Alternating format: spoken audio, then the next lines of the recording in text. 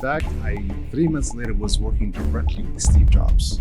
And I don't know if you've read anything about Steve Jobs, but he's hard to work with. He will just diminish everything you've done, put you down 1 minute, and the next minute he's going to make you feel like you're God. 18-year-old Ethiopian immigrant, no connections, no degree. He showed up at Apple's doorstep not once, not twice, but 5 times. What happened next changed his life forever. Professor Abdi's journey from clueless college kid to working alongside Steve Jobs. On the AGI Podcast. How did you decide to leave it? I did not want to transfer to another department because of this girl I was dating. Yeah, so I left the company on my own, which was a big mistake. I read about this concept of being a niche supporter, and some people are all in. Are you inclined to a niche or all in? That's a very good question. It depends. When you first start, my strong suggestion to any entrepreneur who is starting something is to have a niche and not be all in. I went from being a one-man shop to maybe hiring 6 guys. And our goal was to provide support services to companies that cannot afford their own IT department. So we are your virtual IT department. That was my niche first. When you're an entrepreneur and a small business owner, you're wearing 3 multiple hats that are all contradictory. The CEO hat, the manager hat, and the technician hat. And that applies, by the way, for every business. It says you have to know which hat you're wearing at any given time. And based on that hat and that role, execute that. The one thing I noticed throughout the whole story you told me is Professor Abdi is manipulative to get to whatever he wants. Is that?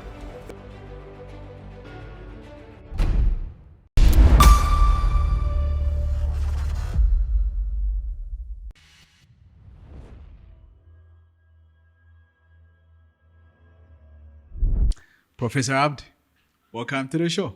Thank you for having me. All right. It's an amazing experience to have someone like you discuss issues that are really close to my heart, including technology, and a person going from Africa to be specific, from Ethiopia to the other world, the developed world, to be specific, the US, and achieving a lot.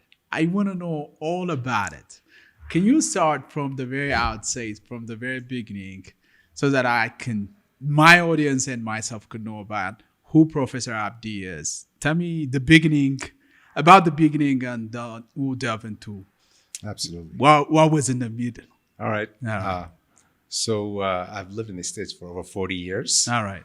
I migrated in the early 80s as a young man, of course. All right. And literally grew up there.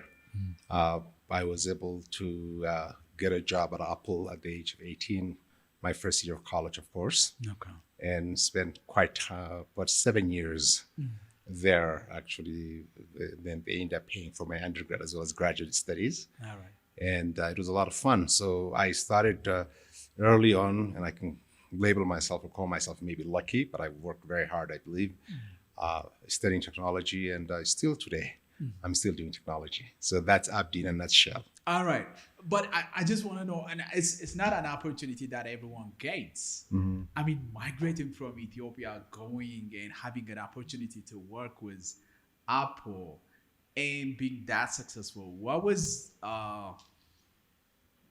the beginning of that?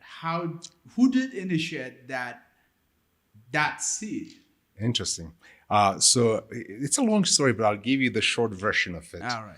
Because it's quite interesting, actually. A lot of people asking me, and a lot of people also ask me to write about it, which I hardly do. When I was in college, I was trying to study political science or literature or something. And all the classes that I wanted at San Diego State University was filled. So I ended up taking a class called Pascal programming at the time. All right. And my counselor suggested that I take it. So I took that class and I was immersed. I was not only impressed, but I loved the logic of it. I did very well. And I just found a new love, so to speak, in programming. So after 1 semester of finishing that, I moved to Orange County, where I still live today, and I have a house there. Okay. and a family, of course. I have a son who's now 15 years old. All right. And so I wanted to get a job in the computer industry. Mind you, I'm 18. I have no clue about, for example, different technologies. So I look at in the States, those days you had the white page and the yellow page. The yellow pages are the business pages where, every business is actually listed, and the white page is everybody's address, phone number, and full name. So I looked at the white page, and then I saw Apple Computer. So I had no idea what Apple Computer was. I took a bus and went there. And I asked for, if they had any openings. And this young lady who sat in the front desk says, no, we don't have anything open today. I said, fine. The next day, exactly 2 p.m. again, I came back. And then she looks at me and she says, I told you yesterday we don't have any openings. I said, that's true, but it's a different day. Unless I came and asked you, I wouldn't know otherwise. Wow. And then she was taken aback by that. And she goes, okay, yeah, look at that set of, there was some sort of big document. Definitely. Yeah, if there are any openings in there. I looked around and nothing that fits what I wanted to do. So I went back. And the third day I came back. Wow. The same thing. Because, see, when you're that young and clueless, consistency at least should be the key. Absolutely. So what I was thinking is, you know what? I really want to be a programmer. And I loved programming. I didn't know how to go about. And the only company that I saw on the white page, or the yellow page rather, was Apple. So I need to work with Apple is what I had in mind. So the third day I come, she looks at me very strangely and she says, same thing. And she goes, can I ask you a question? Why do you keep coming back every day? And I said, well, every day is a different day. Unless I came and found out, you never know. She goes, well, you could call. I said, actually, I would rather come. So I left. On the fifth day, when I came, she says, have a seat, please. All right. And then Now she, you're a family oh yes, member. exactly. She sees me every day at 2 p.m. And then I remember she calls this lady called Julia Adams. She said, hey, Julia, there's this young black kid who comes here every day. And exactly at 2 p.m., he asks me for the same question. And I tell him, but every day he says a different day, so he keeps coming back. She goes, okay. She hangs up. So this chubby white lady comes out of, from the main office and he greets me at the lobby. She goes, hey, I'm Julia Adams. What can I do for you? So I explained to her, I'm a really good programmer and I would love to work for Apple. And then I come here every day. And she says, but you're being told every day that there are no positions, there are nothing open as of now. I said, that's true, but every day I have to come in order to find out if there is anything new. And she says, interesting, have a seat. Wow. So she calls a guy called Jeff Utterson. And if you look up Jeff Utterson, he's the guy who wrote the Mac Write, one of the best programs on the Mac platform. And she says, there's this black kid who says he's a really good programmer and he comes in every day. And we don't know what to do with him. And then she hangs up. So this chubby white guy comes over and says, oh, come on in. Then he gets me to sit on an Apple IIe machine, which I've never seen. Remember, the programming class was on Pascal on IBM PC Junior machine. So the Apple platform is completely different. It is what we call GW Basic at the time on the Apple IIe. So he writes a little program, which is standard, a program that calculates 1 to 10, then it will exit and then say hello world or something like that, which is traditional in basic programming language. Look, the concept was not a problem. The how to communicate that concept to the computer was a different story for me because this was a machine that I had no clue as to how it worked. So I thought about it, but traditionally, at least from a standards point of view, both IBM and Apple have one thing in common. So the F1 key is for help. So I pressed the F1 key. And then it tells me about the syntax for GW Basic. So I realized, see, I knew Pascal, and I thought everybody used Pascal. And then I looked at syntax for GW Basic, and I go, this is how it works, fine. So after 10 minutes of looking at it, I went ahead, and then I used the syntax that was actually defined within the help one, F1 key, the help area. So I was able to write the program. It worked. And then I was bored. I don't know where Julia was. I don't know where Jeff was. So I'm sitting here.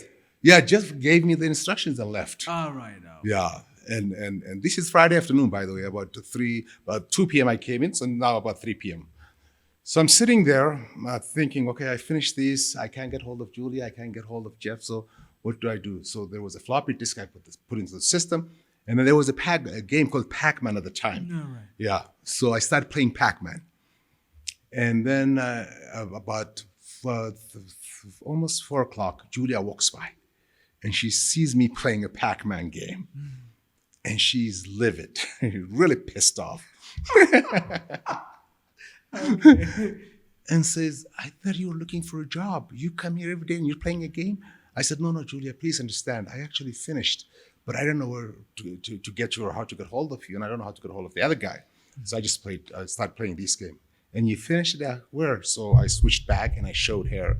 And there was a phone sitting there. She grabbed the phone, calls Jeff and says, listen, this kid says he finished everything. So you want to come and see him? And he says, sure. So he comes running. It's about 4:30 by then. Sees what I did. He goes, oh, come with me. Takes me to his cubicle and next he says, you're sitting here and you're going to work with me. Wow. Yeah.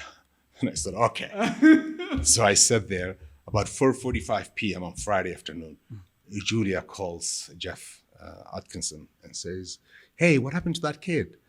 And he says, oh, he's sitting here. He's not going anywhere. He's going to assist me. All right. And she says, we need to hire him.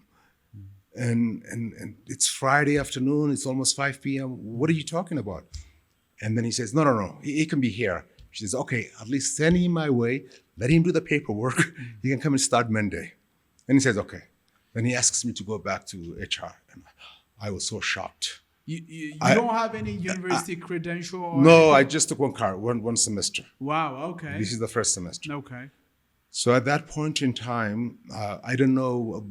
I just wanted to be there and program. Yeah. And then he says, no, don't worry. You'll fill out some paperwork and then you come back. I said, are you sure? He says, yeah, don't worry. You're not going anywhere. So I came back to Julia's office and she gave me this whole application. So I did all I could. And then she says, good, come back Monday. So I came back Monday morning and they started me with $14 an hour, which was a lot of money at the time. And then I sit next to Jeff and all this stuff that he couldn't do. So I told him I only knew Pascal programming. He goes, don't worry, I'll teach you everything. So that was the beginning of my career for Apple. Then I stayed there for the next 7 years. They actually paid for my undergrad as well as my graduate studies. So that was actually very good experience. So a persistent black kid goes to Apple and he gets this prestigious job in a company that is considered to be one of the biggest. Exactly. And in fact, 3 months later was working directly with Steve Jobs. And that's another story we can get into, but it was very, very interesting. What story is better than this? I mean, I want to hear about it. No, what happened was Steve came. So I was working on the keyboard, on the Macintosh keyboard, the design and the interface. Yeah. And so Apple at the time bought a machine called CNC, a robotic machine that does the keyboard insertion instead of human being doing that on assembly line. And we were asked to reprogram this machine. That the machine is for IBM PC. All right. And of course, if you use the Mac, you will realize the keyboard setting is a little bit different. It has the little what we call command key, which is like a rectangle with little ears, and then the Apple key and a few other things. For example, in the Windows platform, you have the Control-Alt-Delete, for example, in Windows key and a few other things. So they are all use a standard called ASCII, standard ASCII, which is American Standard Code for Information Interchange. So they have to meet those standards. But the keyboard location, the actual key location, is a different story.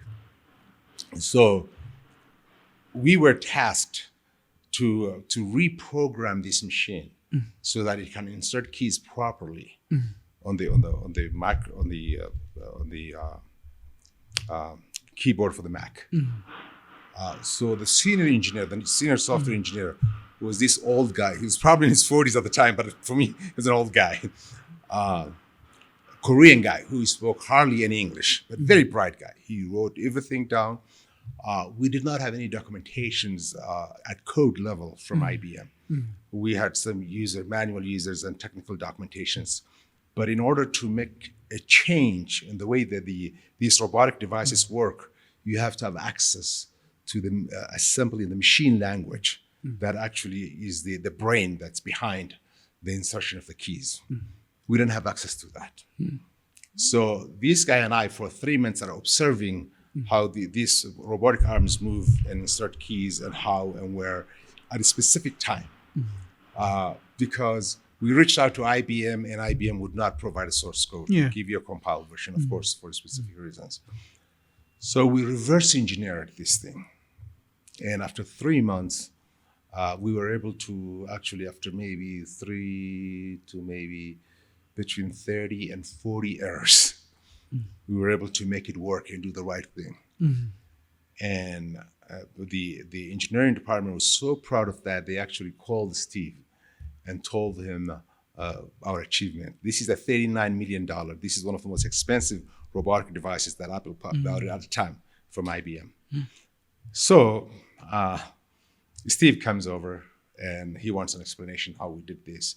So the Korean guy can hardly speak English. All right. So it's up to me to explain this to him. And I don't know if you've read anything about Steve Jobs, but he's an asshole. He's really hard to work with. I heard. He's pathetic. Yeah. And he will just diminish everything you've done, put you down 1 minute, and next minute he's going to make you feel like you're God or you're God sent. So I'm here excited, explaining to him everything, and I'm this 18-year-old kid, and he says, "That's all you could do?" And I looked at the guy. I said, "He's a senior engineer, you know." You had to give it to someone else. Exactly. And then the Korean guy is like freaking out and tried to explain to Steve, and he says, "I don't want to hear from you. So tell me more." So I started telling him how we reverse engineered for over 3 months. We didn't do anything else because we really did not have the ASCII code. We did not have any technical information about the source code of how this machine actually works. So we rebuilt everything from scratch. So once I explained everything to him, and he says, "Damn it, that's very good, Abdi." And he pokes on my chest and says, "You know what I want you to do? I paid $39 million for this machine. I want you to build a better machine so I can sell it back to IBM for $60 million. Do you hear me?" And then you think like, "Oh, I can do everything." You know? So this was the dynamics of the nature of Steve. But you have heard about him before. You know, I was a kid, and everybody, by the way, who worked there was really young. All right. So we had futons. You know, there are these futon tables you sit on. So, for example, we don't have 8 to 5 jobs. All right. When you come there in the morning, you come about 10 o'clock, 10:30. Then you sit on this thing, because programming is about 80% thinking at that point in time, those days, and about maybe 20% coding. So everybody sits there. So it's the futon, once you sit on it, is designed in a way that you cannot get up easily. There are no armchairs or anything to support you to stand up. Yeah. And then they bring you all the pizza and Pepsi that you want. But you're sitting there eating and thinking. And about 5 p.m., so you start about 10:30-ish, you have a lunch, and then you guys are talking. There are 5 or 6 guys here that are brainstorming about everything and anything. And then about 5 or 6 p.m., you get up, you have your last dinner, then you sit down, and then you start coding about all the ideas that you have expressed. So one of the things that we did 3 months later was, for example, on the Mac side, we came up with the file and then save. So when you're actually working on the actual product on the Mac, right? It's called the Mac, right? Before Microsoft Word and all these things. Now it's called Pages, or on the MacBook it's called Pages, and then Keynote for the PowerPoint presentation of Mac version. So at the time it was called Mac Write. So we're working on Mac Write. So there's an option of file, save. So you work on something you want to save, you go file and then save. And then we show it to Steve, and he's pissed off. He said, "What's wrong with this guy?" He says, "Yeah, but I want an option for save as." And we all looked at each other and go, "You either save a file or you don't. What the hell is save as?" And nobody wanted to do that. And then he says, "Let me ask you something. I assume you're a software engineer." But by the way, he had the capacity to understand what the consumer wants before the consumer actually knows what they want. And this is the quality of the guy. So he says, let me tell you something. Assume you're a software engineer looking for a job. And then you have a resume. And that resume was custom tailored for IBM because you saw their advertisement on the newspaper. And then you made some modifications to your resume to make it fit that. And then 2 days later, there's another position that comes from HP. And HP also wants a software engineer, but with this specific set of qualifications. So he says, do you have to rewrite the whole thing? Would you not have a master, for example, resume that says Abdi's resume, put it there, and then when you make the modifications for HP, you can say Abdi's resume for HP, save as. And then you have another. So basically you have a template, you have a master file, and then you have the save as. So then we all understood the value of save as. You follow me? Absolutely. Versus, for example, just the concept of saying, okay, because as an engineer, you see things in a binary mode. It's this or this. There's no gray area. But Steve sees the gray area. And that's what makes him unique. So it was an interesting experience for 7 years. I have learned a lot from him. I'm now reading a book called Steve Jobs by Walter Isaacson about his biography, which is I know all the characters involved, so it's a little bit lost when I was reading it. Absolutely. Another guy is writing, I think, Eric Jorgensen. He's writing about, not actually about Steve Jobs, but Elon Musk. Elon Musk, yes. But the guy you mentioned. Yes, Walter Isaacson also wrote the latest book about Elon Musk, which is amazing, by the way. Definitely. Well, he also wrote the autobiography of, Edison, Thomas Edison. So he only writes these big guys. Yeah, definitely. And when Steve was diagnosed with the cancer, liver cancer, he reached out to him. And then he says, why, I've reached out to you multiple times and you said no. He goes, well, I might die. So I want to tell you everything before I do. So that's how this project came about. Yeah, these geniuses have idiosyncrasies that is really peculiar to themselves. Exactly. And you don't find in any other people. True. This guy was his mind, his brilliance, being the way he is, like acting sometimes as a child, a psychopath, and the same. It's really amazing. But the way I see it, if you're not like that, you cannot come up with this kind of solutions, this kind of things. Yeah, it's a big thing. Yeah. So you enjoyed the corporate world, by then? Well, yeah. Well, I was there for 7 years, so everything that I knew about technology, I learned there, and they were very good to me and to their all employees. They actually gave you a MacBook, for example, a Macintosh, a PC of your choice, either a desktop or a laptop. It's called loan to own. So you have to be at least with the company for a year. If you try to quit the company before that, then you'll have to pay the price of this unit. And then every year you have the right to acquire a new one. And that's really what we call a golden handcuff. Wow. Because if you get the latest machine, then your list is stuck for a year. You don't want to go anywhere. But then it also gives you the ability to own every new machine that Apple makes, and then the incentive to actually be there for all these years. I really don't want to go there. I only went there because what happened was there was this layoff coming, and then they asked me to transfer, but I was dating this girl, and I don't want to leave my girlfriend. She was still undergrad. So I said, no, I would rather be with her. And and then I woke up with her after 6 months. What a sacrifice. What a sacrifice. Yeah, exactly. All right. So then how did you become an entrepreneur? I mean, a person from Ethiopia going to America, it's a fairy tale. Like it sounds like a fairy tale. Going to Apple, working with the likes of Steve Jobs. How did you become an entrepreneur after that? It's funny you ask that question because there was a program, a TV program that they did with me. There was it's called actually Making It, and it used to air on Sunday mornings, I guess. And it profiles successful minority businesses. So the title that they featured me in there, they featured me, a Chinese guy and an Iranian guy, and the title was From Africa to Apple, that they actually used for my byline, I guess. So, I guess persistency because I didn't know any better. And also having to have a focused mindset. Once I got into programming, for example, I knew nothing else and I did not want to learn anything else. I figured out this is very good. I can relate to it. It's a lot of math. It's a lot of logic. And it's a lot of fun because it gives you instant gratification. You can write a code, ask it to do certain things, and boom, you can see instantaneously. So, for example, when I'm right now, for example, as someone who runs a business and hires other software engineers, when I hire someone, for example, if you hire someone who tells you they're sales expert or they're marketing gurus and all that, you probably have to wait for 3 or 4 months before you see what they can do. Absolutely. In software engineering world, you either know it or you don't. So when I interview someone, I take them to we have a boardroom with a big whiteboard. So I write a code. I say, tell me, explain this more, and then do X, Y, Z. They can either do it or they can't. And if they can't, you don't have to hire them. Absolutely. But a marketing guy or a sales guy can tell you all the words that you want to hear, everything you want to hear, just 3 months later to find out that he's not delivering what he promised. And then you have to let him go.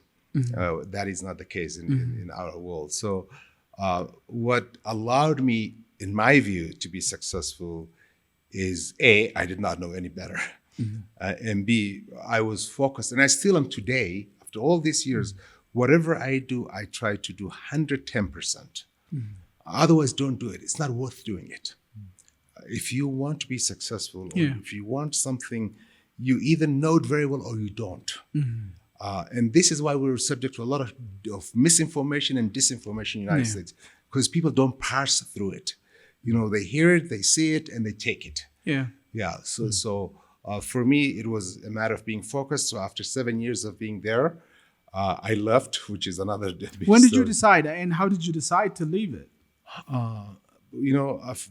Number one, I did not want to transfer to another department because of this girl I was dating. So I left the company on my own, which was a big mistake. She was not working there? No, she was a student. We were both I was in graduate school at the time, and she was undergrad in the same school. So I did not want to leave her, so to speak. So I left the company instead, which was a big mistake. And then what happened was I went to consult. All right. And I was able to get a consulting position. And one of the companies that actually came to help the company that I was consulting was from IBM. And traditionally, there is this natural competition between IBM and Apple in terms of hardware, and between IBM and between Apple and Macintosh in terms of the software implementation, because the Mac was some sort of an enclosed environment. We don't want to use any of the products from Microsoft because we were self-sustaining, so to speak. So what happened was this company came and they're supporting the company that I was supporting too in a different area, but the guy was from IBM. So immediately I had this clash as to which product should be used. And we became very good friends. All right. And the guy was running a company, believe it or not, that was called, he still runs it. And the company was doing a lot of work on the hardware side. All right. For this big client of mine.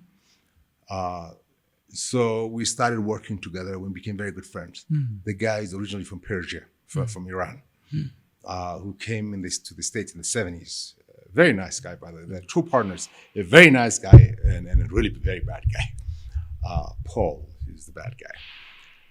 So what happened was we coordinated efforts. We started to work together. And so he was more of a hardware guy from IBM, and I was a software guy from Microsoft, from Apple. My brother, by the way, is from Microsoft side. Now he's a bank executive in the States. So what happened was this guy, his company was doing about $75 to $100 million a year at that point in time. And I looked around and I said, wow, this is interesting. But then I also undermined him. I said, he's a hardware guy. I'm much better than him from engineering point of view. That's what I'm thinking. And therefore, I can also be on my own. But in the meantime, for about 2 years, we worked together. But these 2 years, we became very close friends. And he really helped me a lot on the business side. So right before I wanted to leave, there was a big project that was about $40 million. And it was called apps, APBS, which has nothing to do with the app on the iPhone or anything else. It stood for Automated Permits and Planning System. That's what apps stood for. So we're building an automated permits and planning system for construction industry.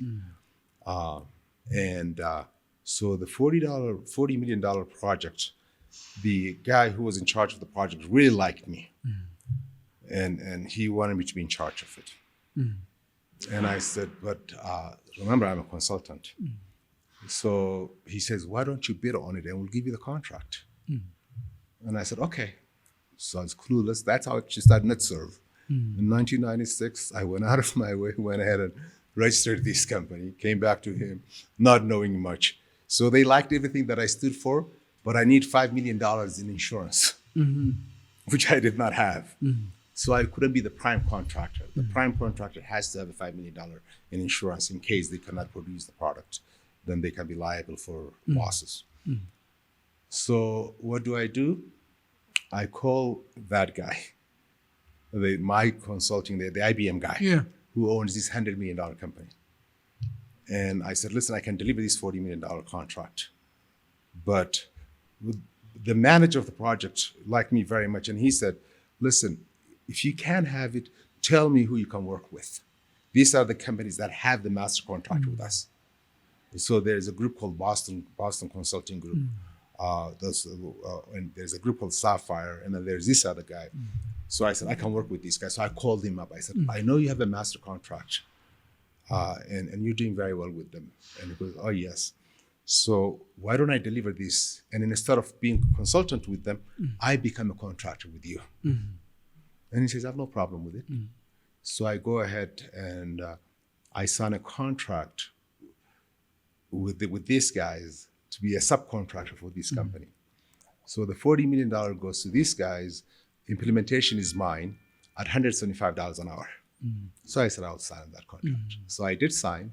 Then I went back to the guy, and the guy says, no, because you've been very nice to us, I'm not going to even charge you a penny. The whole $175 an hour, I'll pass on to you.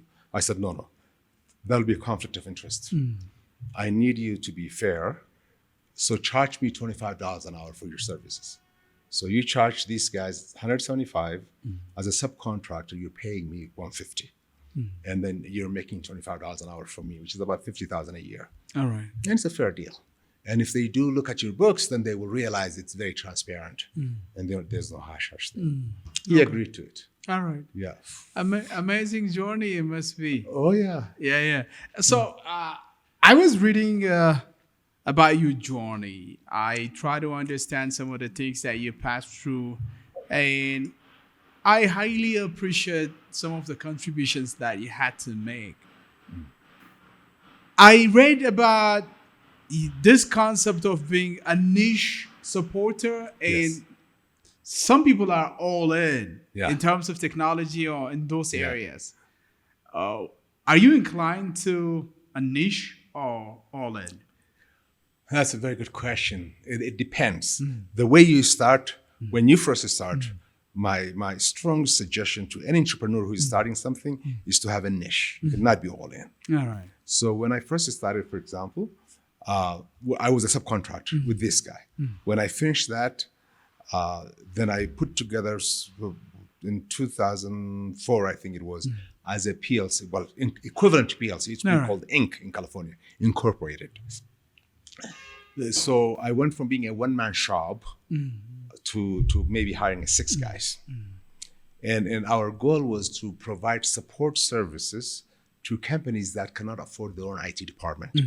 So we are your virtual IT department. That was my niche first.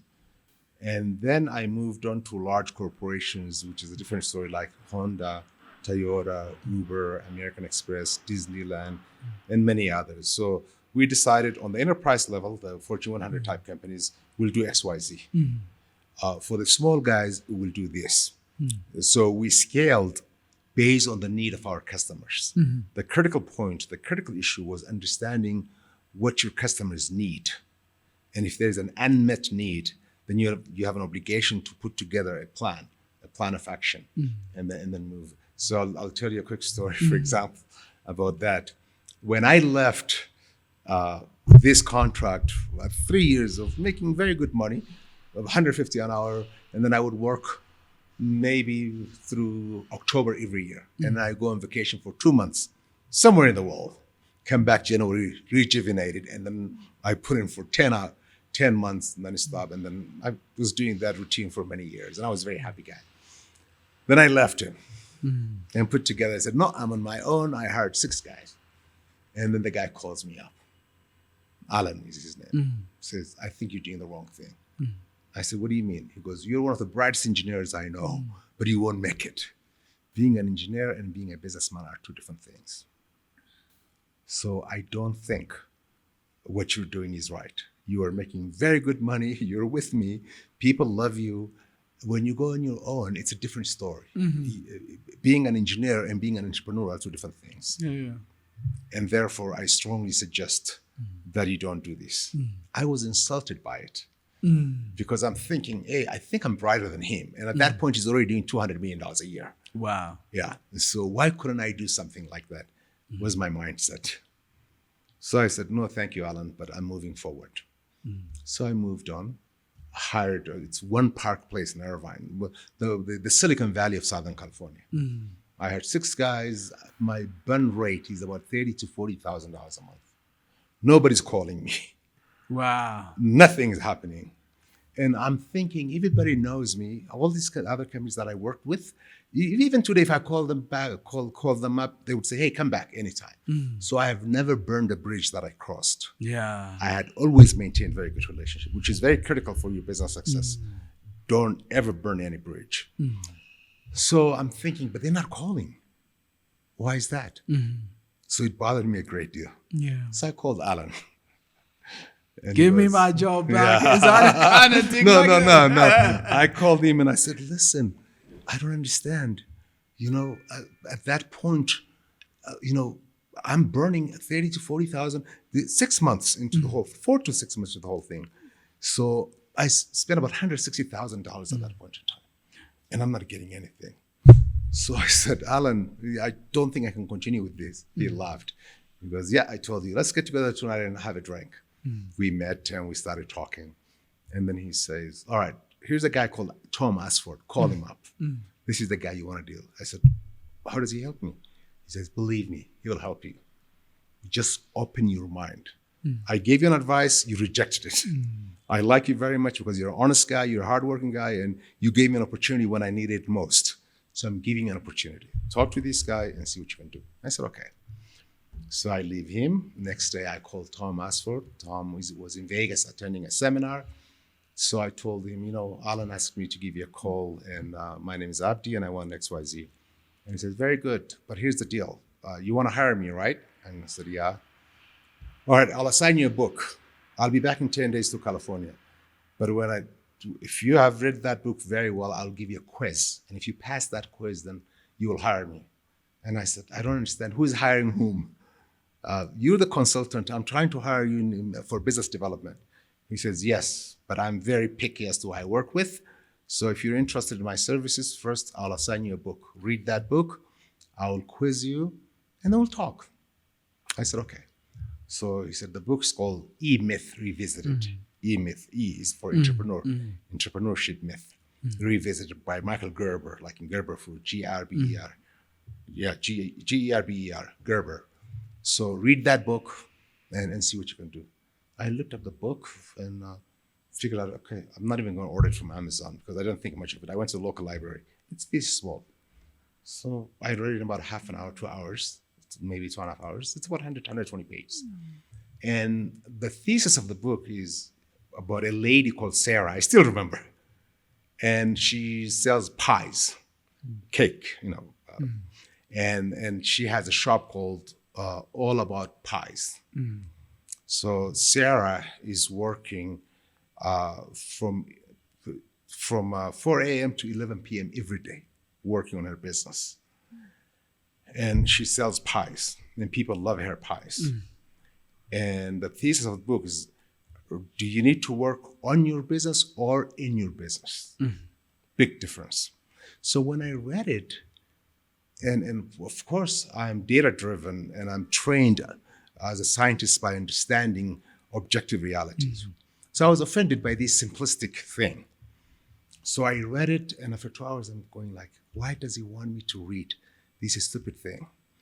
So I said, well, Alan recommends him. He seems to really think very highly of this book. So maybe it's about me than him. Let me read again. So second time I was reading, I was not being critical of it. I was not reading between the lines. I was reading it as presented. And it made a lot of sense. Then I said, hold it. I went back to it for the third time. And it made a lot of sense. So the guy comes back from Vegas on a Tuesday afternoon. We meet at Starbucks, in coffee shop. And then I told him all about pies, and Sarah goes, wow, you're really a good student. And then I said, number one, I teach, so I have to be a good student. But more importantly, I said, do you know I read 3 times? And he laughed. He goes, oh yeah, because you're an engineer, aren't you? Yeah. And I said, yeah. I said, yeah, this is the problem with engineers. They want fact-based statements. They want to analyze everything and overanalyze sometimes. And I said, yeah, I think that's what I've been doing. The first time it made no sense. It actually offended me because I just saw this stupid lady who's working day and night. Second time, I go, maybe, interesting. Third time, when I put aside my biases, it made a lot of sense. So that book, yes, the thesis is working in your business versus on your business. But more importantly, it says this: when you're an entrepreneur and a small business owner, you're wearing 3 multiple hats that are all contradictory. The CEO hat, the manager hat, and the technician hat. And that applies, by the way, for every business. Let's say you sell insurance. If you're an agent who sells insurance, or you're a technician, you know that product, and that's all you sell. If you're the manager of your group that sells insurance, let's say you work for a big company, let us say Awash Insurance, with maybe 2,000 employees, and you're a department manager. You don't care about how well the company overall does. As a manager, what do you care? About your team doing very well, which makes you look good, and then you pass that on to the CEO, and then you go through the corporate ladder.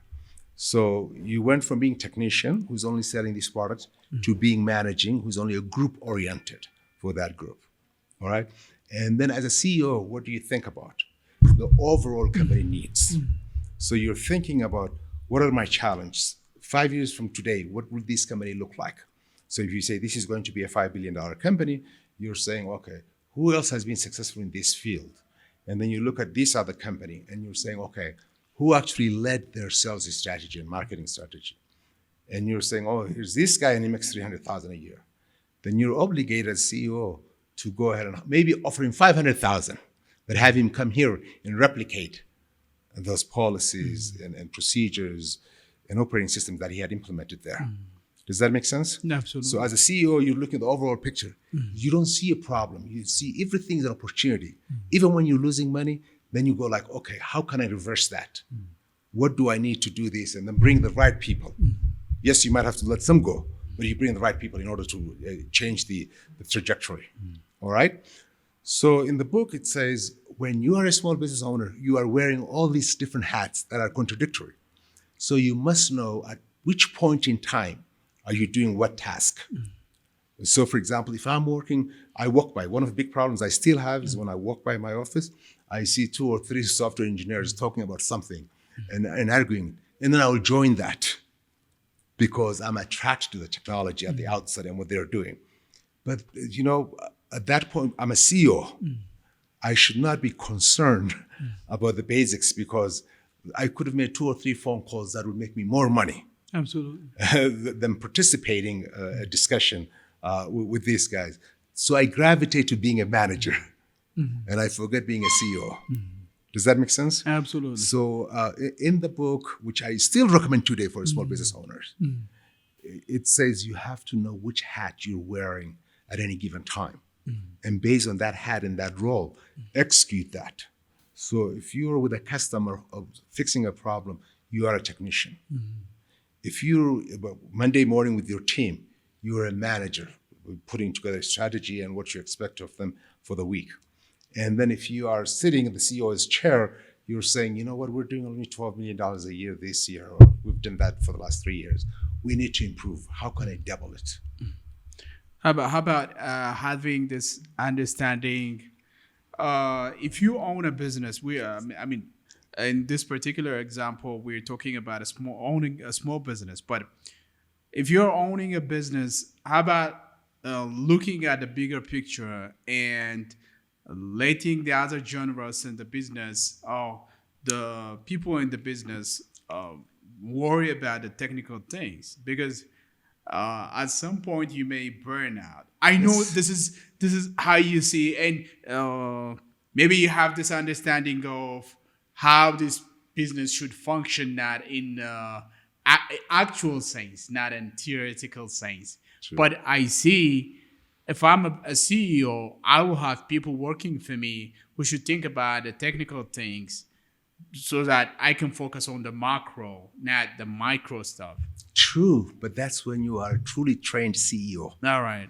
But when you're a small business owner and you're starting, one of the big problems I had for 6 months, nobody called, like I said. Yeah. But once I hired Tom and he gave me all these outlines, and by the way, I can talk about the rates and the big problem I had with him. But once I hired him, I was able to get all these big businesses. Oh, you hired him. Oh, I had to hire him. All right. So once we talked and we agreed on everything else, then he comes back to me and he says, so he sells you $7,000 worth of stuff. He sells book, he's got a strategy. So you have to go study that, for example. And then he will go with you. He even teaches what we call executive stalking, how to stalk the executives, which is really, out of the 5 companies he identified, I was able to get 3. But the problem was this, and this is where really it helps not to burn any bridges. He told me he charged $500 an hour. This is over 20 years ago. Wow. So I said, you must be out of your mind. And he says, yeah, sorry, I charge 500 and no discount. And I just said, no, I can't afford 500. Can we please work together? He says, no, just give me back. And he texts back and gives me back the check that I gave him for $7,000. So I said, please, okay, just at least give me some discount. And he says, actually, I don't do a lot of discount. You seem to be a very nice young man. Here's what I will do. Alan had referred me to you. And because of that, I'll give you $25 discount. So $475, $25 discount. Wow. I said, I'm sorry, I can't do $475 an hour. It's the same as $500 an hour. So we went separate ways. That afternoon, I called Alan. I said, why would you send me to a guy who wants 500? Alan laughed very hard. And I said, it's not a joke. I'm really pissed off. Why? And he says, hey, listen, you want to be successful, right? I told you don't go on your own. You did. You were making very good money. You made me look back good. My company did very well because of you, and I appreciate that. But you went on your own because you thought everything would just come your way. And now you're realizing that's not the case. So here's the deal. You need the guy. I don't care what you do. Go hire him. I said, but Alan, I can't afford. He wants 500. And he says, what can you afford? And I said, you don't understand. I cannot afford this guy. And then he says, no. What is it that you can afford? I said, but I got to tell you, he only wants to offer me $25 discount. So there's no way I can offer 75. He laughed. $475. He laughed and goes, at least he gave you some discount. And I said, yeah, but I'm not working with him. If you know somebody else, that's fine. And he says, no, you don't understand. If you want to be successful, this is the guy. So go hire him. I said, but Alan, you're missing the point. I cannot. He says, no, how much can you offer? And I said, well, when I was with you, I was making $150 an hour. I cannot offer him more than $150. He says, okay, do it for $150. I laughed. I said, you don't understand. He will never go for $150. No, I will pay the $350. Wow. You pay the $150 because you need this guy in order to succeed. And I was like, are you serious? He goes, yep, go ahead. So that's how I hired the guy. Wow. And that guy was like, for me, a godsend. I learned so much from him. I'm a good student. So, like I said, if you ask me to focus on something, I will. And I stick to it. And so, for example, one of the first jobs that we wanted to work together was, I always wanted to work with Toyota and Honda. I want to hear more about the Honda story. Okay. Because I read a lot about that as well. So tell me about that. Okay. From the very outset. So what happened was, first, I told him, I gave him 5 companies that I wanted to work with. And then he says, all right, which one is the first? And I said, well, Honda in Torrance. And he says, okay. One thing that he taught me was this. Always start from the top. The C level, we call it in America, the CEO, the CFO, the CEO, the C-suite, the executive level. Because if you go to the IT director or sub-manager, they're already in bed with somebody else. So even if you appeal to them, it doesn't make any sense. I said, okay, so what should I do? He says, always go to the top as you can, and then work down from there. And I said, interesting. Okay. So then he showed me executive stalking techniques. He says, I want you to, so these companies, you can look at online, all the executives are already, their name, their title, and all that stuff. So I call his office. There's this lady that answers the call, his assistant. So he says, that's the gatekeeper. You need to be befriending the gatekeeper. So you have to first be friends with her, find out more about her, and then she's going to open up to you. So he shows me, he trains me on that. So I call this lady who is the vice president's secretary. All right. And every day she gives me a different story. So I say, listen, Laura, let's work on this. Let's work out. I start talking to her about different sports, and then she was married with 2 kids, and they love baseball. So instead of talking about the VP, I talk about her, based on what Tom taught me. And then she found that very interesting. And I said, so you are a Dodgers fan? She goes, oh, yes, but we only watch it on TV because we can never afford to go. Wow. And how many of you guys? How about me, my husband, and my 2 kids were 12 and 14. Good. So I go out of my way. I buy $2,000 worth of tickets for her, and a preferred parking spot closer to the main gate. I sent her as a gift. She almost cried. Wow. This is what I've learned from the guy. She went there. A week later, she calls me up. Hey, man, listen, the VP, every Tuesday and Thursday morning, stops by at Starbucks at this specific location for his coffee. So I know what he looks like because I could see it on the internet. Yeah. It's because I just wanted to meet him. So I asked her, how can I best meet him? Tell me more about him. So once I earned her trust, she opened up to me. So I went out of my way, and on a Tuesday morning, with the help of Tom came with me, by the way. And we sat there on the couch waiting for him to come in, and he came in. I'm like, yeah. So strategically, what you do is you go behind him when he's ordering. You don't want to go ahead of him. And then when he orders, you compliment what he's ordering. And then you tell the lady, actually, you know what? I will also have the same thing. Let me try that Frappuccino, cold ice. Even if that's not your Not exactly. Yeah. And then I start this conversation, and, okay, we go separate ways. I know Thursday he comes, exactly the same thing. And then he orders same thing. And I go, I'll try that. And he says, oh, I met you a couple of days, didn't I? Yeah. By the way, I'm Jim. So naturally, so you start that conversation. All right. And then he says, what are you doing in these areas? And white people are just very conversational. Americans at the outset are very conversational. Yeah. So I told him, I came here to see a client, I'm in the IT field, blah, blah, blah. Oh, really? So what's your name? So we started talking. And he goes, oh, that's not an American name. Where are you from originally? So, from Ethiopia. So you build that camaraderie. Yeah. So then I did not go the following Tuesday. I went on Tuesday and Thursday, mind you. So now we exchanged name. We only names. So you never ask for a business card or anything else because you don't want to be intrusive, especially when they're that important and at that level, they're thinking, okay. So he doesn't know you're stalking him. Yeah. So You're stalking a man, that big guy. exactly. All right. So I did not go on Tuesday, but I go on Thursday the following week. Again, right behind him. Hey, Abdi, how are you? And now all of a sudden we're good friends. And please let me buy you this. No, I'll buy you. No, it's on me. And by the way, it's very interesting. We have the same interest, which is really a drink I hate. Okay. So I go ahead and then we do that. And I know he golfs in Newport Beach. All right. So I said, I live in Orange County and I golf in Newport Beach. Oh, really? Yeah. Why don't I golf on Saturdays? Why don't we get together? So, Do you know how to golf? Oh, yeah. I love golfing. Nice. Amazing. Yeah. Very good coincidence. Yeah. Oh, yeah. Believe All me. right. You have to do things that they do in order for you to be successful. Unless you can be in their inner circle, you cannot. We say if you're not on the table, you're on the menu. Yeah. You see what I mean? So in order to be on the table, you have to do what they do. Yeah. Otherwise, you're out of commission.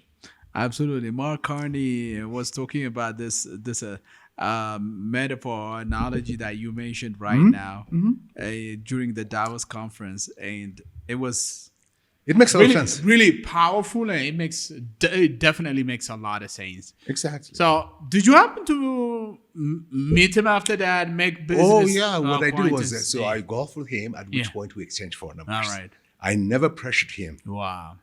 So that day when we actually decided to golf together, I gave him my business card. He would not give me his because it says vice president phone. So of course, but he wrote down. I gave him my business card, and then he wrote down. He gave me his cell phone, personal, which is what I wanted. So I wrote it down, but I could not be intrusive in calling him all the time. So Saturday we meet at the golf course. We had a great time. Went out for drinks and dinner thereafter. And then we went separate ways. And then during the golfing, he asked me what I did and how I did it and which other types of companies I work with. So, and I did not ask him once what he did because I already knew. And he was intrigued by the fact that I was not interested. So he had to open up to me. And he says, maybe you should work with us one of these days, which is exactly where I want to. And this is exactly how Tom taught me. So I said, oh, that'll be very nice. I don't even know what line of business you're in. I just know you're a great guy. He laughed. He goes, yeah, I can help. So not a problem. My suggestion is let's get together one of these days. And why don't you come to my office? Wow. And I said, okay. So he gives me his business card now. It says VP or founder, which is exactly what I wanted. Then before I came to see him, remember I'm good friends with his secretary. Wow. The gatekeeper, the peons. You have to manage these people first. You cannot get to that guy unless you really have this person here. So I talked to her and she tells me, listen, do you know his daughter has a breast cancer? Oh. So he's very much into this cause. Susan Giacomi or something, I don't remember now. There's an event, an annual event that actually works on this. So the Sheraton downtown LA, they're having this event at this specific time. And he's one of the title sponsors. They're paying $200,000 for the table. So if you can go there, it might actually help you very much and meet him there because that'll resonate with him. I said, thank you very much for that. So I called this group and she told me he was table number 2. Table number 1 was the big guys. So he was the second most important table. So I told them, well, for that dinner to come to any table is $800. So I told the guys, listen, this is very important to me because I really believe in this cause. So, Do you believe in the cause? no. You're a businessman. I was trained well. All right. Yeah, I was trained well. So I said, listen, this is the cause. Well, it's a good cause, but this is not something that I have experience with a family member or anything like that.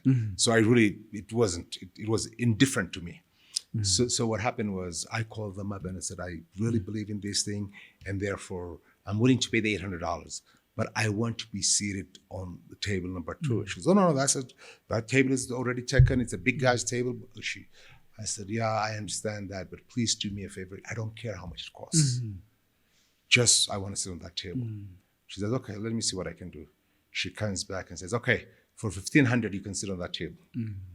Because they went to the table sponsor and they said, we can generate more money by bringing others to this table. It's all about generating more fund for the cause, right? Yeah. So they took someone from that table, put him on another table and said, okay, instead of $800, I'm paying double now, $1,500, almost double.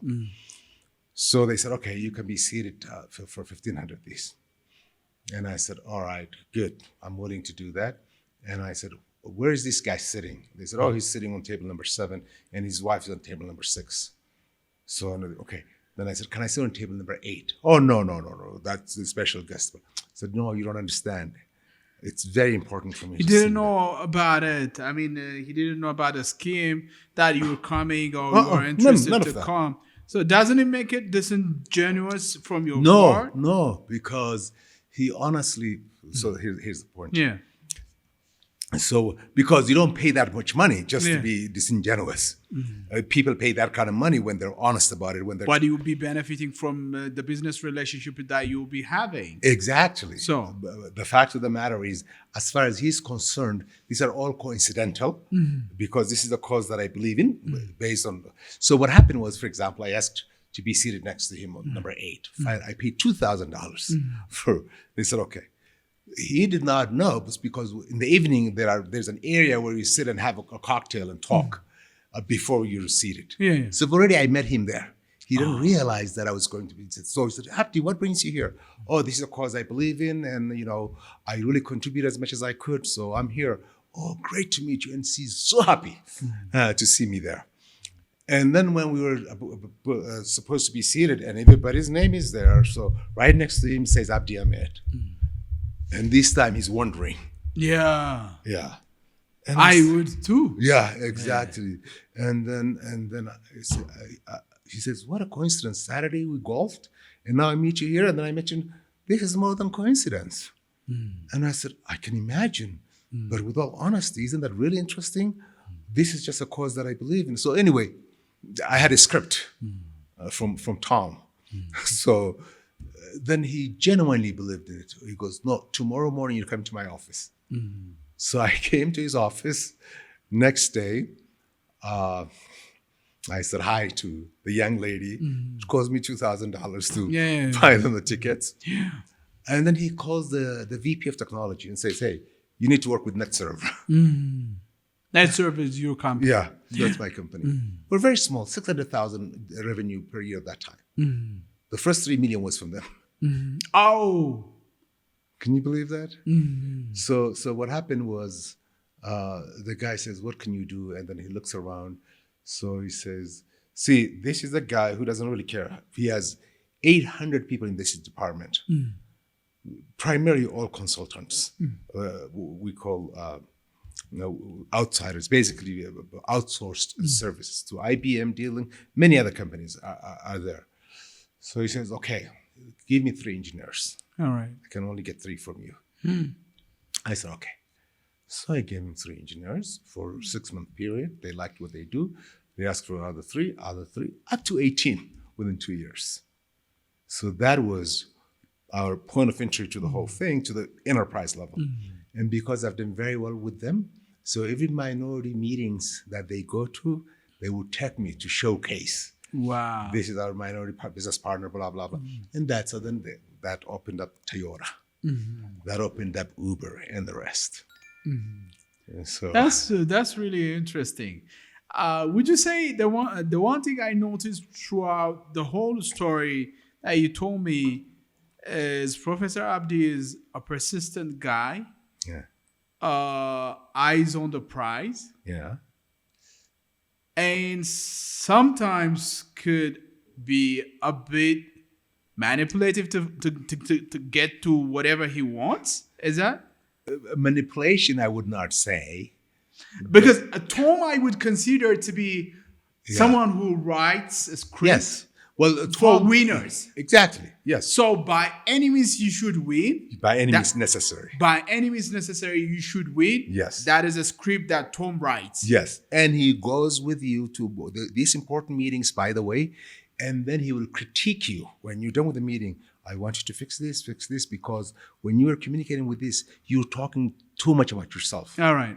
You need to listen more and then understand their needs and see if you can actually meet that need by objectively telling them XYZ, this is what I can do. So he's the best, analyzer of your situation. I agree. Outside. I totally agree. But I want you to define this part of being, I really appreciate the way that you approach the guy and at the end you got the business. Yes. That's a winner's mentality. That's a great thing. But tell me about the approach. Would you say that's a moral approach? That's a good question. In the business world, if you're stealing, it's immoral. Yeah. If I'm going to have an access to you and you're the decision maker, whatever I can do in order to get to that. For example, I did not give a bribe per se to the lady. Absolutely. I gave her a ticket. Yes, the ticket has a value, but to earn her respect and build that relationship. Relationship is gradual. We say people do business with people they like and trust in that sequence. Someone has to like you first, and then trust comes later, right? So first I built a trust relationship with the gatekeeper, which allowed me to give me some insights about the CEO, the vice president that I was interested in communicating with, because he was the decision maker. So I did my homework with the help of Tom. And yes, you could say from moral point of view, by the way, from a moral point of view, I also spent $2,000 on a cause. Absolutely. So it's a win-win situation from that point of view. This world doesn't work in the other way. Exactly. Absolutely. If I had come there and manipulated my way into sitting next to him and not paying a penny, would have been worse. All right. As a small company, I don't have that advertisement budget of IBM and the rest for people to know me. Yeah. So what Tom taught me was, you are the asset of the company. And therefore, for the decision makers to know you, you have to do X, Y, Z. And here's how you stalk executives. Is Tom still around? This was a long time ago, so. No, Tom is amazing. Tom is incredible. He has to write a book. Believe me, he probably has. I sincerely appreciate what I had learned from him. Even today. So by definition, prior to him, I was, believe it or not, I'm an introvert. So when I go to an event, I only gravitate towards people that I know. Because it's kind of hard to just socialize with people. But he had me change. He says, you can't do that. So now if I'm going to a social event, for example, or a networking event, I define the objectives. Wow. If I don't, then I lose. Because as soon as I get and I know you, then I'll gravitate towards you and have a conversation with you. But what I will say is, for example, my goal is to meet at least 10 new people. Find out at least 5 of them, which is 50%. Wow. Find out what they do business-wise. At least see if you can have 3 meaningful connections from there. So with that clear plan, when I go in, I can transact. Amazing. Yeah. Amazing. Are you enjoying the changing world in terms of technology and everything? I am. I've been teaching for 25 years now. I started teaching in 1999 to 2000, early 2000. And yes, so, in 1987, I attended a conference in Las Vegas, and Bill Gates said something that always resonated with me. And here's what he said. Software engineering is the only industry where the asset of the company goes home every night. Think about it. Let that sink in. For example, if you're a big manufacturing company, you have machineries. You train people on the machineries. If someone loses their hand, you let them go, you can hire someone, train them, and they can do the work. But the asset of the company are these big multi-million-dollar machineries that sit there. In the software engineering, you have a desktop in the office and you probably have a laptop at home, which is as powerful as the one you have in the office. So wherever you're at, you are the asset of the company. So when you go, this is the only industry where the asset goes home every night. If they don't come back tomorrow, you have nothing. Yeah. And if you remember, for example, with ChatGPT now we're jumping over, but just to give you a very relevant answer to this. There's this lady who's originally from Albania and she went to Dartmouth College, studied computer science, and she was the CTO, Chief Technology Officer of ChatGPT. She left. Mark Zuckerberg of Facebook offered her a multi-billion-dollar deal to join him. Multi-billion, not even 1 billion, multi-billion-dollar deal to join Facebook, and she turned it down. And investors are all over here. No, start your own, and we'll invest in you, no problem. So yes, AI is going to take over, and yes, things are changing dramatically. So, we're improving. And Opus 4.6, for example, Opus is Cloud's implementation on the platform, on the smaller platform, on for example, on desktop or whatever. If you use, for example, Opus 4.6, it writes a much better code. I can develop an app in less than 2 minutes. And in the past, that would take me maybe 2 years. And I'm very lucky. Wow. 1 year or 6 months. Yeah. So are you're a fan already of AI and what? Oh, I am. It makes my life much easier. And I can do, for example, the work of maybe with 3 people, I can do what I used to do with 50 people. That's it. This is great. It is. It is very great. It will displace a lot of people. Yeah. But the fact of the matter is, you can use, by the way, AGI. AGI. Yeah. For example, when I think about AGI, I went through your podcasting and I go like, wow, everybody's very smart. They're actually talking about AGI. AGI is artificial general intelligence. Absolutely. And it's the next level of the human level or superhuman level AGI. So you're way ahead of your time by actually naming your podcast AGI. And because I see AGI next to every conversation, I said, does he only call... only talk about it. Yeah. My impression was everybody who comes to your podcast was an AI expert. No. Really, that's what I thought. No. Yeah. No, that's not it. That's not exactly. it. I have people who talks about AI and its impact in today's world.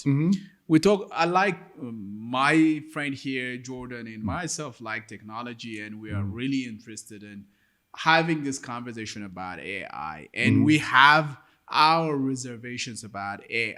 Yeah, I don't blame you. Yeah. Is this thing hyped? We ask a lot. And so, and yes, by the way, to a large extent, yes. To a large extent, it's hyped. So AI, as it stands today, is task-oriented. You give it a task, it'll do the task. Yeah. There are ways of prompt engineering, for example, context-oriented questioning. But AI, by definition, is task-oriented. Yes, it's at its infancy stage. It's highly hyped because AI, by definition, is based on LLM, large language model.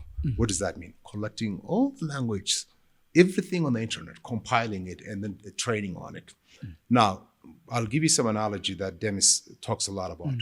For example, as a human being, from the day you were born to the day you, on an average, die, if you did nothing else but read every day, you read about 8.5 pages.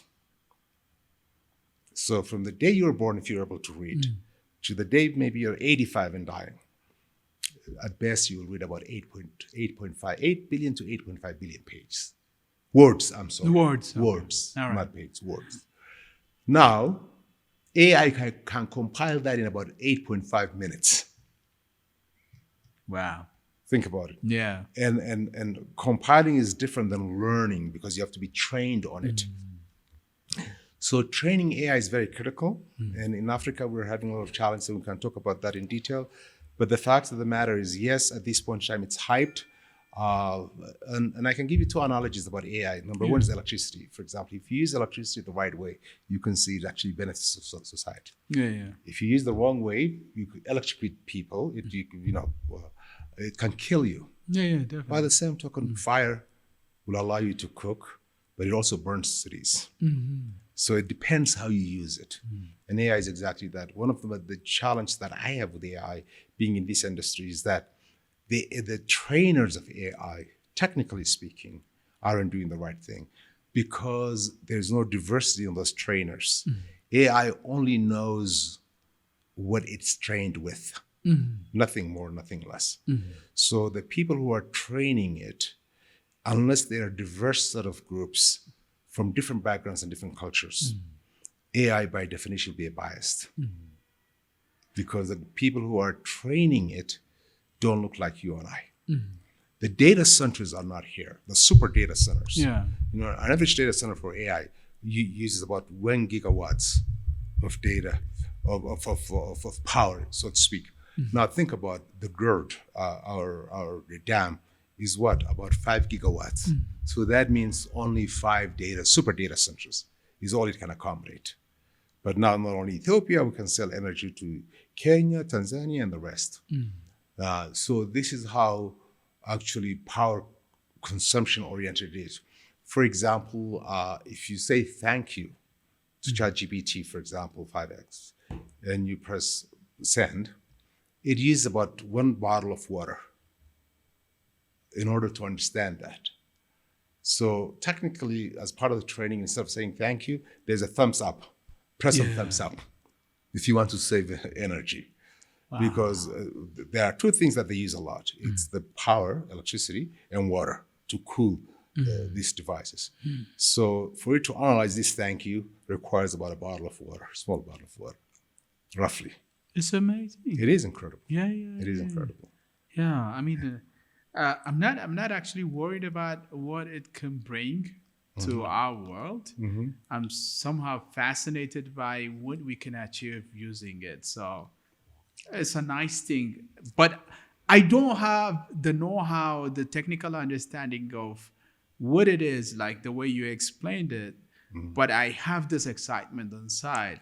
Yes. Knowing about it and how it can help people, especially when they talk about the industries like areas like medicine and or even legally, like legal industry.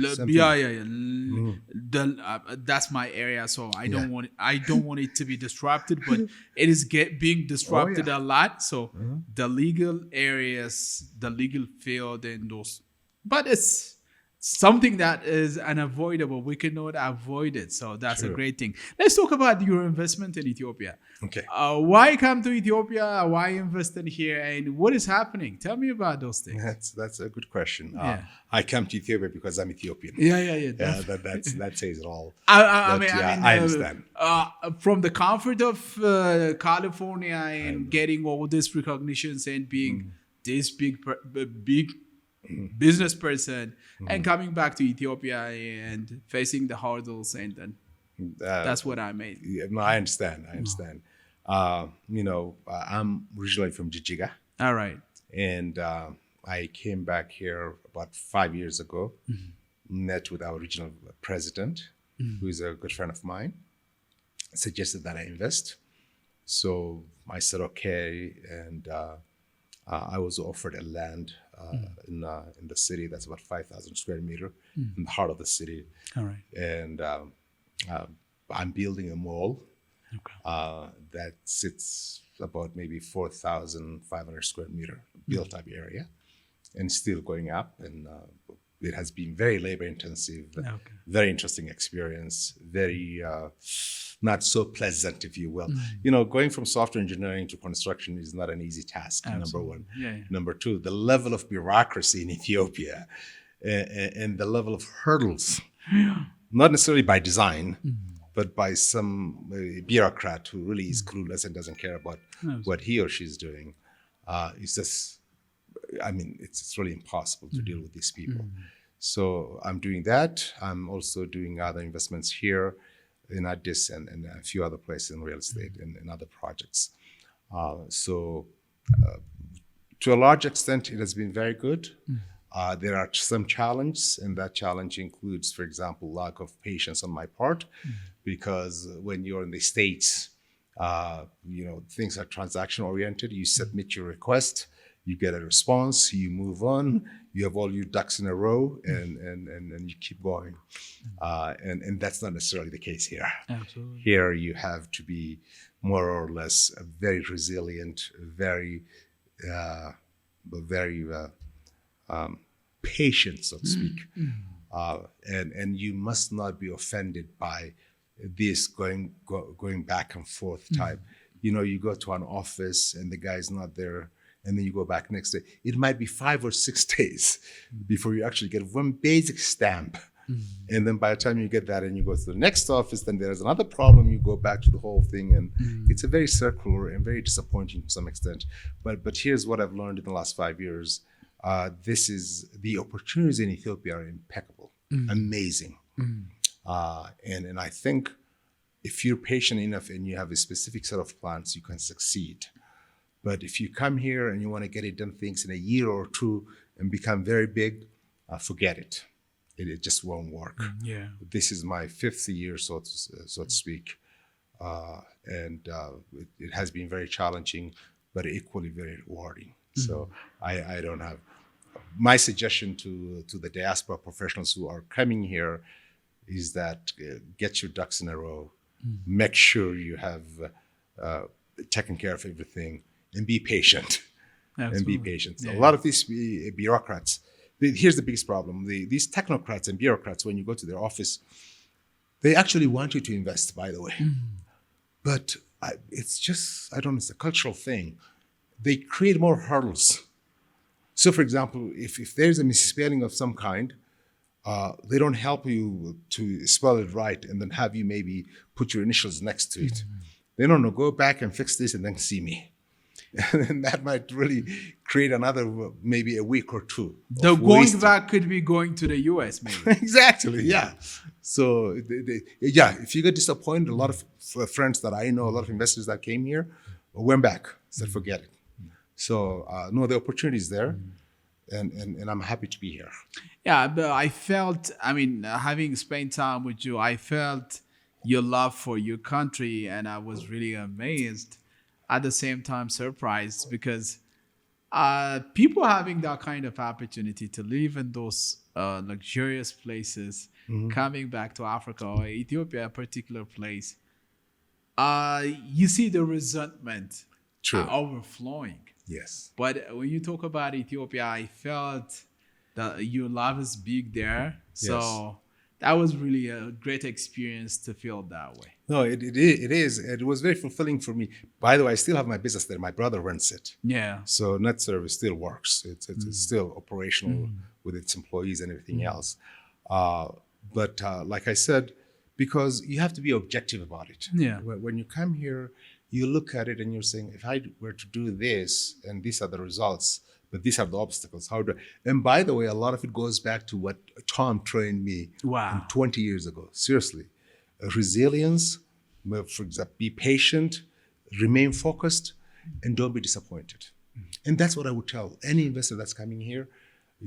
Yes, there are problems. But at the end of the day, you know what? If we don't do our best for our homeland, who else do you expect to do it? I cannot expect someone from the Middle East or from West Africa or from North America to actually come and then do the work that I'm supposed to do. Your bidding, Yeah, exactly. So I have no problem doing the heavy lifting, if you will, even if I'm disappointed sometimes. But I just think somebody has to do it. And that somebody must be you to begin with. Then maybe others will do it. All right. Professor Abdi, I have asked the basic questions, but I know you have a lot to teach, a lot to give. If there is one thing that you want to say that I didn't mention or I didn't ask and that you consider is significant, now is the time to say it. That's an interesting question. The advice that I would have for youngsters who are natural entrepreneurs and don't know how to approach or where to start, that's the only thing that I would emphasize, based on the fact that for me, I've done this for over 30 years, and there were some obstacles, and I'm very happy with where I'm at today. So the only advice that I would give to someone who's aspiring to be an entrepreneur is that there is no 40-hour week. There is no limit into the number of hours that you'll put into your energy. But if you remain focused, if you dream well and dream big and don't give up, then eventually you'll win regardless of your background. Consistency and persistency pays off. That's all I can say. Thank you so much for coming and sharing all this wisdom with us. Thank you for having me. All right.